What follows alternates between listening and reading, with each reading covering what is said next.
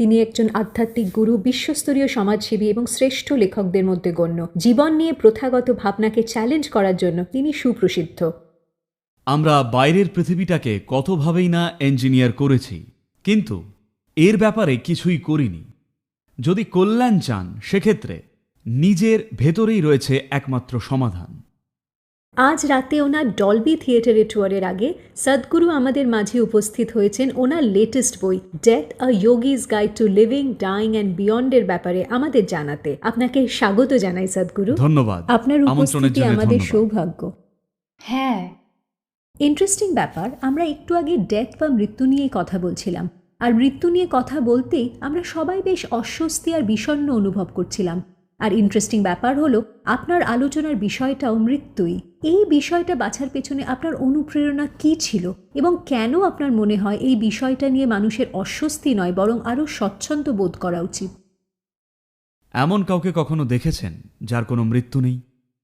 না।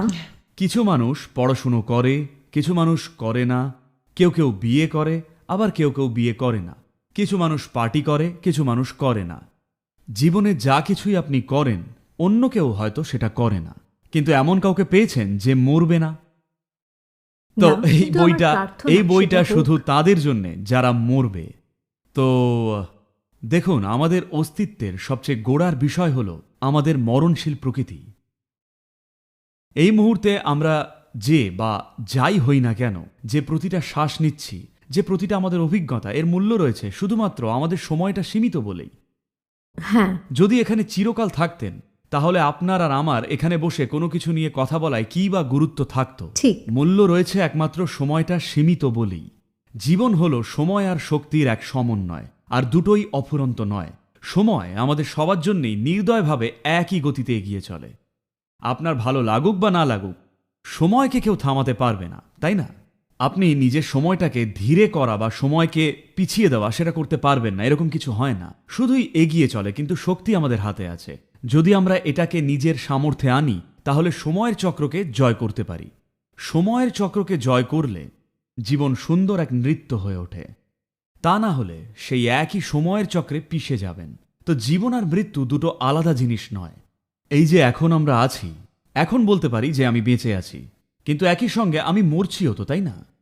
শুধুই চেষ্টা করছি যাতে মৃত্যুটা আরেকটু দেরিতে আসে। যতটা সম্ভব দেরি করা। একদম। আমরা শুধুই সময় নিয়ে টানাটানি করছি, জীবন বা মৃত্যু নিয়ে কেউ টানাটানি করছি না। শুধুই আরেকটু সময় পাওয়ার জন্য দরাদরি। আমরা চাই জীবনের পুরো সম্ভাবনাটা প্রকাশ পাক, কিন্তু মৃত্যু এই মুহূর্তে আমাদের সবার মধ্যেই ঘটছে। আমরা বলতেই পারি যে বাঁচছি বা বলতেই পারি মরছি, দুটো একই।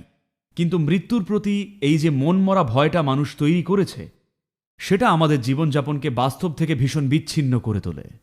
যদি জানতেন আপনার সময় সীমিত, প্রতি মুহূর্তে যদি জানতেন আপনার সময় ফুরিয়ে আসছে, তাহলে এমন কিছু কি করতেন যা আপনার কাছে কোনো মূল্য রাখে না? সেভাবে ভেবে দেখলে আমি সবকিছুই খুব অন্যরকম ভাবে করতাম। আমরা প্রায় এরকম বলি, আজ এমন ভাবে বাঁচো যেন আজই জীবনের শেষ দিন, কিন্তু আমাদের বেশিরভাগই তা করি না, কারণ আমরা রোজকার জীবনযাপন আর হই হুল্লোড়ে ব্যস্ত হয়ে পড়ি। বাস্তব সত্যটাকে একটা দর্শনে পরিণত করার চেষ্টা করছেন। ঠিকই। আমরা সবাই মরবো, সেটা ফ্যাক্ট। আজই কি শেষ দিন? আশা করব তা যেন না হয়। বলুন। একদম। আমাদের আশা তা না হোক, কিন্তু হতে পারে, সম্ভাবনাটা সবসময় থাকে। এখন এটাকে একটা দর্শন বানালে আপনি নিজেকেই নিরাশাবাদী করে তুলবেন। আজই তো শেষ দিন, কি আর করব, প্ল্যান করে আর কি হবে, ওটা তৈরি করে কি লাভ, এটা বা সেটার জন্য কাজ করার অর্থই বা কি, এর জন্য লড়বো কেন, সবকিছুই তো অর্থহীন। এইরকম দর্শন বা ফিলসফি বানাবেন না। এটা একটা ফ্যাক্ট যে আমাদের সময় সীমিত। আপনি যদি জানেন, যদি এ ব্যাপারে সচেতন থাকেন, তাহলে নিজের কাছে সত্যি মূল্যবান নয় এমন কিছুই করবেন না। যদি আমি, আপনি আর এখানে সবাই আমাদের কাছে আন্তরিকভাবে কি গুরুত্ব রাখে এমন কিছু যদি করি, তাহলে আমরাও সুন্দর থাকবো, পৃথিবীও সুন্দর হবে কিনা। হ্যাঁ, আপনি 4 দশকেরও বেশি সময় অতিবাহিত করেছেন মানুষকে মানসিক স্বাস্থ্য নিয়ে সচেতন এবং সাহায্য করতে। আর আজ আমরা মানসিক স্বাস্থ্য নিয়ে অনেক আলোচনা হতে দেখছি। আমাদের ক্যালিফোর্নিয়া শহরবাসীরা মানসিক চাপ ও ক্লান্তিতে নাজেহাল। আপনি তো দেখেইছেন এখানে ট্রাফিক প্রতিদিন কত ভয়ঙ্কর হতে পারে। মানুষ এর থেকে বেরিয়ে সময় বের করে নিজেকে সেই অবস্থায় আনার পথে শুরুটা কিভাবে করতে পারে? দেখুন, প্রথমত আপনি ভাবেন আগে মানসিক চাপে পড়তে হবে, তারপর নিজেকে শান্ত করবেন। মানসিক চাপ মানে হলো আপনার ভেতরের মেকানিজম, শারীরিক বা মানসিক দুটোতেই যথেষ্ট তৈলাক্ত ভাব নেই, একটা ঘর্ষণ চলছে। ভেতরের ঘর্ষণটাই হলো চাপ বা স্ট্রেস। এটাকে মানসিক চাপ, হতাশা, ডিপ্রেশন ইত্যাদি বলা হয়। মোট নাকি ৭২টা নাম রয়েছে আলাদা রকমের মানসিক সংগ্রামের জন্যে। মূলত আপনি নিজেরই বুদ্ধিমত্তাকে নিজের বিরুদ্ধে করে তুলেছেন। আপনার বুদ্ধিমত্তা যদি আপনার হয়ে কাজ করত, আপনার চিন্তা আর আবেগ এখন যেমন চান সেই রকমই যদি হতো, তাহলে নিজেকে মহানন্দে রাখতেন নাকি মানসিক চাপে? আনন্দে, একদম আনন্দে। তাহলে সেটা হচ্ছে না কেন? আপনি ঠিকই সহজ বলেছেন। কারণটা আমরা- হলো আপনার কাছে গ্রহের সবচেয়ে উন্নত যন্ত্রটা রয়েছে। মানব দেহযন্ত্র গ্রহের বুকে সবচেয়ে জটিল উন্নত একটা যন্ত্র। হ্যাঁ, আমার সঙ্গে কি একদম। একমত? এর ইউজার্স ম্যানুয়ালটা পড়েছেন? একটা না, থাকলে খুব ভালো সেটা হতো। ঠিকই আছে। শুধু এই যে এই যন্ত্রটা কিভাবে চলে তার প্রাথমিক নিয়মাবলীটা না বুঝেই আমরা জীবনে ঝাঁপাচ্ছি, আর সবকিছুই চাপের মনে হয়। একটা উদাহরণ দিন জানিয়ে মানুষ চাপে নেই। ও, চাপে নেই। চাপে নেই। বেশ হ্যাঁ, কঠিন আপনি প্রশ্ন। ট্রাফিকের কথা ট্রাফিক ও বলছেন। চাপের। ট্রাফিক মানে কি? আপনার নিজের স্বপ্নের গাড়িটা কিনে চালাচ্ছেন, তো সেই গাড়িতে একটু বেশিক্ষণ বসতে হলে আপনার সমস্যা হচ্ছে কেন? আপনার তো এনজয় করা উচিত। মানে আমাদের শুধু নিজেদের মনের দৃষ্টিভঙ্গিটা বদলাতে হবে, ঠিক কিনা? ব্যাপারটা শুধু দৃষ্টিভঙ্গির নয়। আমি শুধু বলছি, ধরুন আপনার হাত নিয়ন্ত্রণে নেই আর এই আঙুল দুটো চোখটা খোঁচাতে চায়, এটা কি স্বাভাবিক? না। না, না। তো আপনার নিজের চিন্তা আর আবেগ যদি অনবরত ভেতর থেকে খোঁচাতে থাকে, সেটা কি স্বাভাবিক? কিন্তু আপনারা স্বাভাবিকই করে তুলছেন। সবচেয়ে বড় ভুল সেটাই। উদ্বেগ থাকাটা স্বাভাবিক নয়, চাপে বিধ্বস্ত হওয়াটা স্বাভাবিক নয়। শুধু এই যে যখন সংখ্যাগুরু মানুষ এক দলে যোগ দেয়, দেখুন সবাই ধূমপান করলে তখন ধূমপান করা কি স্বাভাবিক মনে হয়? যে ধূমপান করে না তাকেই বরং অস্বাভাবিক লাগে, তাই না? হ্যাঁ কি না? তা যেহেতু সবাই মানসিক চাপে থাকছে, তাই সেটাই স্বাভাবিক। লোকে প্রশ্ন করে, সদ্গুরু আপনি চাপমুক্ত হতে কি করেন? আমি বলি, আমি প্রথম থেকেই চাপ নিই না। এবার আমি বুঝতে পারছি আপনি সেলিব্রিটিদের মাঝে কেন এত পপুলার। আর সবচেয়ে এক্সাইটিং কি জানেন? আপনার যে ইভেন্টটা ডলবিতে হতে চলেছে, সেই জায়গাটা হলো অস্কারের উৎসভূমি। তো একজন এন্টারটেইনমেন্ট রিপোর্টার হিসাবে আমার কাছে এটা খুবই এক্সাইটিং। কিন্তু আমায় বলুন, এই সেলিব্রিটিদের সঙ্গে অভিজ্ঞতা দেখুন, কেমন হয়? আমি- নিশ্চয়ই আমি, অন্যরকম, ভীষণ টম, দারুণ লাগে। এই ম্যাথিউ, এ লিস্ট তারকাদের দেখুন একবার। দেখুন আমি এটাই বলতে চাই, আমি মানুষকে উঁচু নিচু বিভাগে ভাগ করি না। আমি প্রচুর পরিমাণ সময় গ্রামীণ ভারতে উপজাতি মহিলাদের মাঝে কাটাই। তারা পড়াশুনো করেনি, এমনকি তাদের সেলফোনও নেই। অনেকটা সময় আমাদের ৭০ ভাগ কাজ চলে গ্রামেই। আর একটা সময় আমি নিজেই থাকতাম, এখন আমাদের টিচাররা থাকেন। আমাদের প্রোগ্রাম দক্ষিণ ভারতের সমস্ত কারাগারে আসামিদের জন্য বাধ্যতামূলক। আর আমরা পেনসিলভেনিয়া, কেন্টাকিতেও কাজ করেছি, আর হ্যাঁ, টেনেসিতেও অল্প একটু করেছি। কেন এই প্রোগ্রামটার নাম ইনার ফ্রিডম ফর ইমপ্রিজনড? লোকে বলেন, সদ্গুরু আপনি আসামিদের মাঝে এত সময় কাটাচ্ছেন কেন, যেখানে আমরা অনেক অপেক্ষা করেও দর্শন পাচ্ছি না? দেখুন, আমার চোখে কেউ আসামি নয়, আমার চোখে কেউ সেলিব্রিটি নয়। আমি এটা বা ওটা দেখি না, আমি শুধুই দেখছি মানুষ যারা নানান সব কষ্টে ভুগছেন। কেউ এমন বাইরের পরিস্থিতি তৈরি করেছে যে তা ভোগায়, কেউ কেউ যুদ্ধক্ষেত্রে, কেউ কেউ দুর্ভিক্ষের মাঝে, আবার কেউ কেউ ধনী হয়েও ভুগছে। যারা যুদ্ধক্ষেত্রে আছে, প্রতি মুহূর্তে বাইরের পরিস্থিতি তাদের জীবন ঝুঁকিতে ফেলছে। দুর্ভিক্ষ কবলিত স্থানে দুর্বিষহ কষ্ট, চোখের সামনে শিশুরা না খেয়ে মরছে। কিন্তু যারা সমৃদ্ধ, যারা সকালে ভালো জল খাবার খেয়ে এসেছেন, তারাও ভুগছে, মানে নিশ্চয়ই সেটা তাদেরই কম্য, তাই না? দেখুন, বাইরে থেকে কিছু আপনাকে খোঁচালে আমরা সেটার সাথে অন্যভাবে মোকাবিলা করব, কিন্তু নিজেই নিজেকে ভেতর থেকে খোঁচালে আমাদের এটা দেখা উচিত, কারণ এটা সেই সমস্ত অভুক্ত অভাগা মানুষদের প্রতি একটা নিষ্ঠুর পরিহাসই হবে, ঠিক কিনা? কারণ একজন মানুষকে বা একটা সমাজকে দারিদ্রতা থেকে সচ্ছলতায় আনাটা বিরাট পরিশ্রমের কাজ। বহু প্রজন্মের শ্রম লাগে, আর পরিবেশ ও প্রকৃতির ওপরেও প্রচণ্ড চাপ ফেলে। কিন্তু এত কিছু করার পরেও আপনি কিনা অখুশি, এ তো অন্যায়। তো সেলিব্রিটি বা তারকা, আমি তাদের আলাদা কিছু বলে ভাবি না।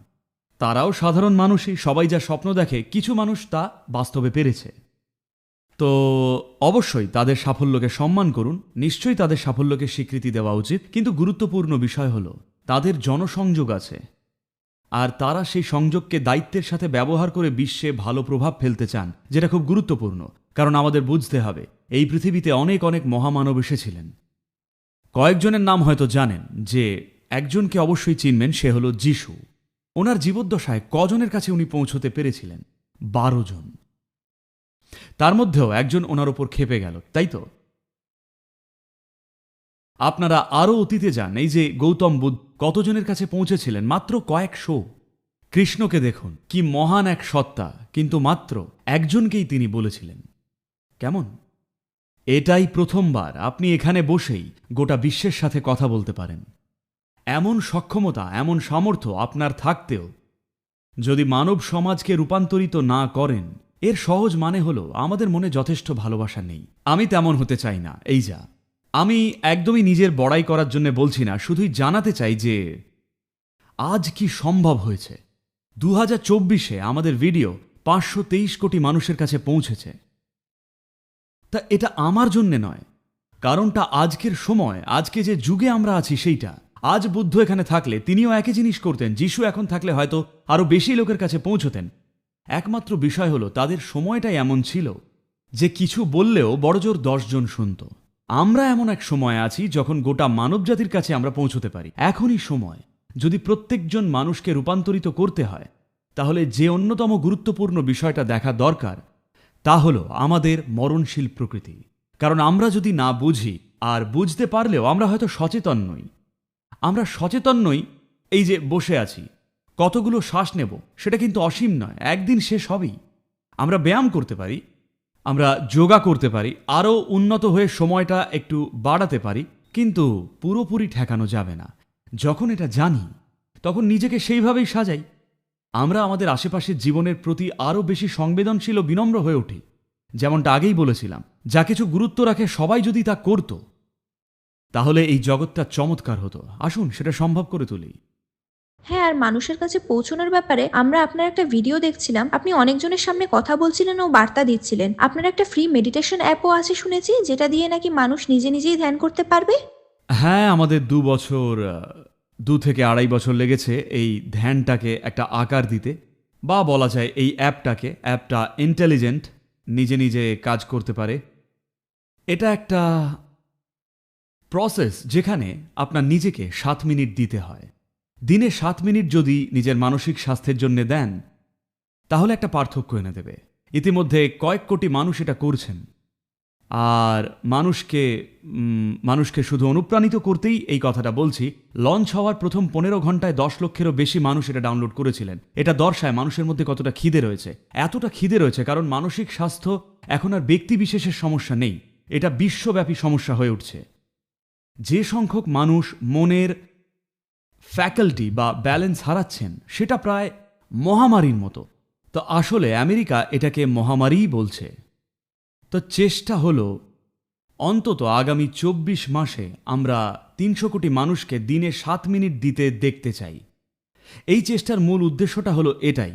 দেখুন, 1866 সালের কিছু পরিসংখ্যান বলছে আমেরিকান জনগণের 50% নাকি 45 বছর আসতে না আসতেই সব দাঁত পড়ে যেত। কারণ সেই সময় কেউ দাঁত মাজত না। ওয়াইল্ড ওয়েস্টে দেখবেন গুলি শ্যুট করছে, কিন্তু তারা দাঁত মাজত না। কেমন? তো মায়েদের বলতে হতো দাঁত মাজতেই হবে, না মাজলে সকালে খেতে দেব না। নিজের মতো করে তারা দাঁত মাজতে বাধ্য করত, যতদিন না দাঁত মাজার গুরুত্বটা কিছু বুঝতে পারছি। কেউ যদি না বলতো, আজও হয়তো সব দাঁত পড়েই যেত। ছোটবেলায় কেউ না কেউ বলেছে। তো একইভাবে আমি দেখতে চাই ধ্যানের একটা সরল আঙ্গিক, যোগের প্রসেস কোনো গুরু বা প্রতিষ্ঠান বা প্রশাসনের হাতে থাকা উচিত নয়। অবশ্যই এটা যেন পরিবারের হাতে থাকে, যেন এক প্রজন্ম থেকে আরেক প্রজন্মে এগোতে থাকে। যেরকম দাঁত মাজার ব্যাপারটা, ঠিক একইভাবে সবার নিজের মানসিক কল্যাণের জন্য কিছু সরল প্রসেস জানা উচিত। তো মিরাকল অফ মাইন্ডের প্রচেষ্টা এটাই, পৃথিবীতে প্রতিটি পরিবারের হাতে এটা পৌঁছে দেওয়া, যাতে নিজেরাই শেখাতে পারেন। আর যদি ভুলভাবে করার ভয় থাকে, সেই জন্যে ভিডিও রয়েছে, অ্যাপ রয়েছে, সহজেই ব্যবহার করতে পারবেন। অ্যাপটা ফ্রি। আপনাদের খরচ হয় না? খরচ তো অনেক হয়েছেই, কিন্তু তবুও আমরা এটা বিনামূল্যে প্রদান করছি, কারণ এটা আমাদের অঙ্গীকার। আমরা 300 কোটি মানুষ বা পরিবারকে ছুঁতে চাই, যাতে তারা নিজেরাই আগামী প্রজন্মকে এটা ট্রান্সমিট করতে পারেন। এটা খুবই খুবই গুরুত্বপূর্ণ। এই অ্যাপটি সবাই ডাউনলোড করুন আর আজ সন্ধে 7:30টাতে ডলবি থিয়েটারেও সদ্গুরুর সাক্ষাৎ পেতে পারেন এবং অবশ্যই বইটা সঙ্গে নিন, death a yogi's guide to living, dying and beyond. পেয়ে যাবেন আপনার প্রিয় বইয়ের দোকানে। আর জানতে পারলাম এটার অডিও বুকও আছে, তাই ডাউনলোড অডিওটা করেও শুনতে আপনার পারেন। গলায়। হ্যাঁ, এটা আমারই গলায়। আসার জন্য অনেক অনেক ধন্যবাদ। আমরা সত্যি ধন্যবোধ করছি। ধন্যবাদ, অসংখ্য ধন্যবাদ। অনেক মূল্যবান জ্ঞান আমাদের সঙ্গে ভাগ করে নেওয়ার জন্য ধন্যবাদ। Thank you, wonderful. তোমরা জানো এই শনিবার নাকি আন্তর্জাতিক যোগ আমি তো দিবস? সবার সঙ্গে যোগ করবো। দিবসে শরীর, মন ও স্পিরিটকে প্রাণবন্ত করে তুলুন। আমরা শীঘ্রই ফিরে আসছি, ওকে, প্রায় শেষ, অলমোস্ট। হয়ে গেছে।